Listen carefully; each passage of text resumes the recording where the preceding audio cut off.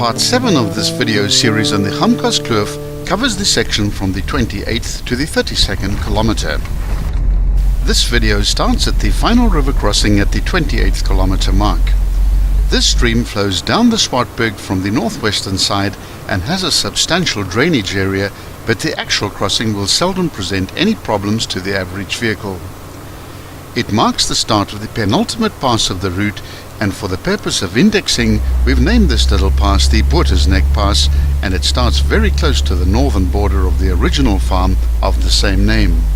If you intend driving this pass, it's important to watch all the videos sequentially, which will give you a complete perspective of what to expect. This is also the final section ahead of the highlight of the road, which is of course the big descent down the Pass into the lush valley known as Die Hel. Immediately after the river crossing, the road swings sharply to the right through 160 degrees, heading briefly into the northeast as the road begins climbing for a solid 4 kilometers without a break. It soon kinks to the left, assuming a more northerly heading for 800 meters, then reaches a very sharp left-hand bend of 150 degrees. At the apex of this bend, there's a small level area big enough for 1 or 2 vehicles. This is a wonderful spot to take photographs, and you might be overwhelmed with the size and scope of the scenery on offer. To the east, there are perfect views of the road zigzagging its way down into the ravine that you've just driven, and to the west, the road can be seen winding its way over neck after neck to the summit point, which can't actually be seen from this point. Another good reason to take a break here is that within 3 kilometers you'll be arriving at the summit of the Pass, and you'll need to be focused for the big descent down into Die Hel.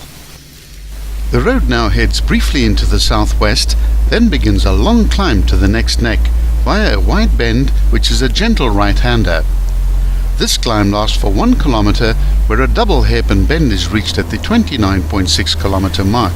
If you still have an appetite for photography, this neck also makes an excellent vantage point, or just take another leg stretch and marvel at the sheer grandeur of the Swartberg, which towers up on both sides of the road, displaying so many shades of natural color, from soft grays near the top, past much darker, almost black sections in the middle, then dropping down into the bush-covered slopes closer to the road. Small antelope like grey rebuck and klipspringer are frequently seen along this section, so keep a sharp eye out for them, as they seem to favor sleeping or resting in the middle of the road. The dominant canyon to the northeast is still the Waterkloof, which dominates the northern views for many kilometers. The climb gradient along most of this ascent ranges between 1 in 5 and 1 in 7, and most of the driving will by necessity be done in second gear depending on engine size. The first permanent farmer in the valley was Peter Swanepoel, who settled here in 1830. Later, more farmers settled in the valley, growing to a community of around 160 people. They farmed grain, vegetables, fruits, tea and tobacco, along with distilling witblits and brewing beer made from wild honey. The residents had petitioned the government for many years to build a road into the valley. Eventually in 1962, a road was completed which led to the depopulation of the community, and this is the road that we drive on today. The valley was declared a UNESCO World Heritage Site in 1997 and was included into the Swartberg Nature Reserve.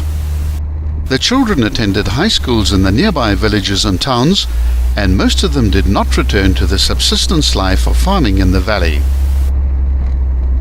The final 500 meters leading up to the summit sees the road arrow straight into the west as the summit gradually makes an appearance over the next neck.